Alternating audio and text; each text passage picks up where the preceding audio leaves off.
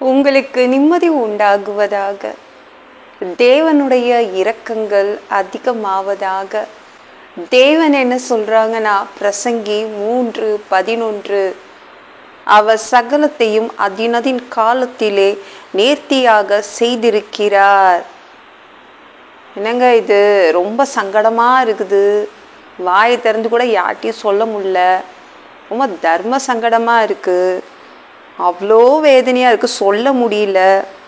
என்ன பண்றது அப்படின்னு கேட்குறீங்களா? கச்சாமூச்சான் போகுது என் வாழ்க்கை.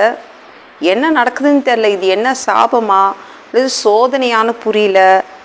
கீழே போயிட்டு இருக்கேன், அது மட்டும் எனக்கு தெரியுது. எத்தனை பேர் அப்படி சொல்றீங்க? இயேசுவையே புரிஞ்சுக்க முடியல, அவருடைய டைமை புரிஞ்சுக்க முடியல, அவர் எப்போ எதை எப்போ செய்வான்னு சொல்ல முடியல அப்படின்னு கவலைப்படுறீங்களா?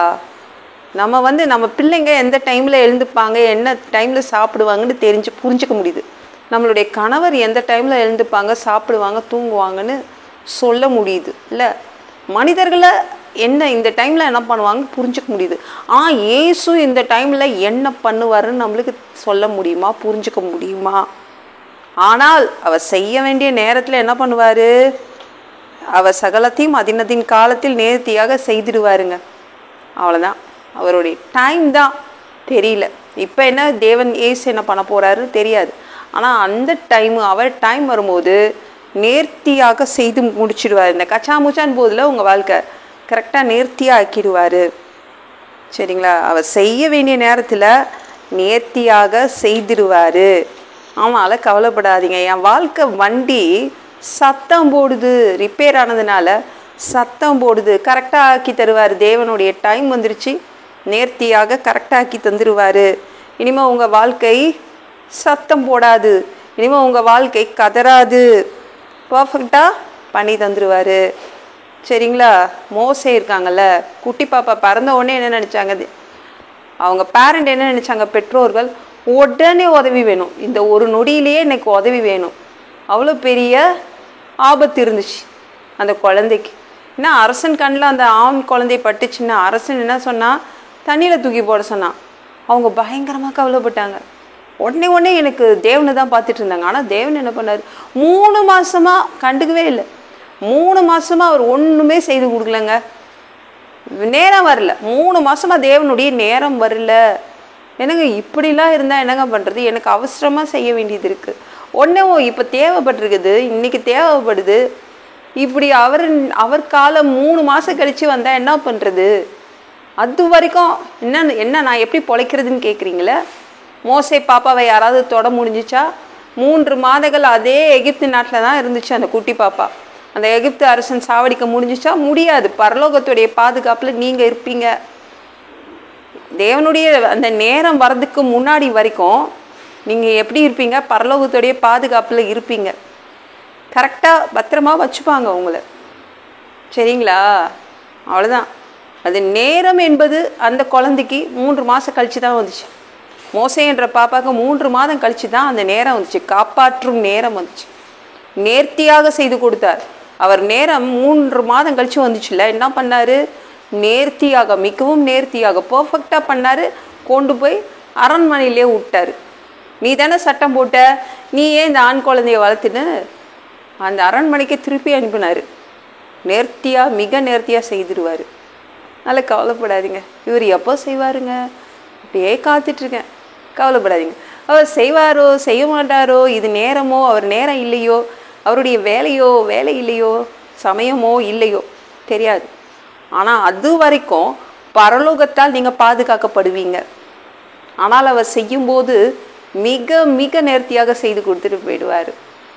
இந்த வீடியோ பிடிச்சிருந்துச்சுன்னா மற்றவங்களுக்கும் ஷேர் பண்ண மறக்காதீங்க. கர்த்தர் தாமே உங்களை ஆசீர்வதிப்பாராக. ஜெபம் பண்ணலாமா? அன்பு பிதாவே, உங்கள் பிள்ளைங்க உங்கள் பாதத்தில் வந்திருக்காங்கப்பா. சகலத்தையும் நேர்த்தியாக செய்து முடிப்பீங்க உங்கள் நேரம் வரும்போது. ஆனால் உங்கள் நேரம் அதாவது அந்த நேரம் உங்கள் டைம் இல்லைன்னா அது வரைக்கும் உங்கள் பிள்ளைங்கள பயங்கர பத்திரமாக பாதுகாத்து கொள்வீங்க. அவங்கள உங்கள் செட்டைகளின் கீழே வச்சுப்பீங்க.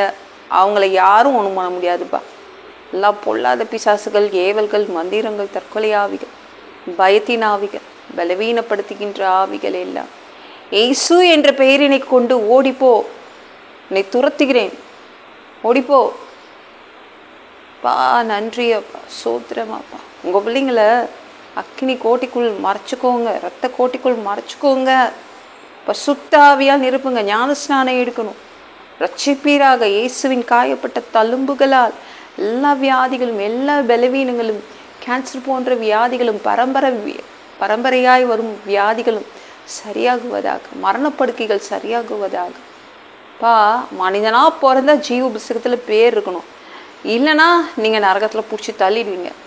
பா அங்கெல்லாம் எப்படிப்பா வாழ்கிறது? தீ எரிகிற இடத்துல எப்படி தான் வாழ்கிறதுப்பா? பரலோகத்துக்கு அனுப்புங்க. அங்கே போகிறதுக்கு தான் ஆசைப்படுறோம். பா அடித்து உதச்சி திருத்தி பரலோகத்துக்கு அனுப்பிடுங்க. கழுவப்படாத பாவங்களை உங்கள் திரு ரத்தத்தை கொண்டு கழுவி எங்களை பரலோகத்துக்கு அனுப்பிடுங்க. எந்த ஒரு நொடி நீங்கள் வருவீங்கன்னு இயேசுவை வணங்கி வணங்கி காத்துட்ருக்கோம். பரிசுத்தமாய் வாழ்ந்து வாழ்ந்து காத்துட்ருக்கோம். அந்த இமை பொழுது உமக்கு ஒப்பான ஒரு உடம்பு கிடைக்கும். அதை பெற்றுக்கொண்டு நாங்கள் மதிய வானத்தில் உங்களை சந்திக்க வருவோம். அந்த தருணத்தை நாங்கள் இழந்துடக்கூடாதுப்பா. பா நன்றி அப்பா. பரிசுத்தமாக வச்சுக்கோங்க. பரிசுத்தமாக வாழ்கிறதுக்கும் உங்கள் உதவி தான் தேவைப்படுதுப்பா. மனிதர்களால் பரிசுத்தமாய் வாழ்வது மிகவும் கடினமாப்பா. அந்த 7 வருட பிசாசு நடத்தும் ஆட்சியிலெல்லாம் எங்களை விட்டுட்டு போயிடாதீங்கப்பா. அந்தி கிறிஸ்து ஆட்சியில் எங்களை விட்டுட்டு போயிடாதீங்கப்பா. 3வது தடவை கூட இந்த பூமிக்கு வருவீங்க. 1000 வருடம் ஆட்சி செய்வீங்க. அந்த காலத்தையும் நாங்கள் பார்க்க ஆசைப்படுறோம். எல்லாவற்றையும் ஒப்பு கொடுக்குறேன். இயேசு மூலம் ஜெபம் கேளும் பிதாவே. ஆமென். நாளைக்கு பார்க்கலாம்.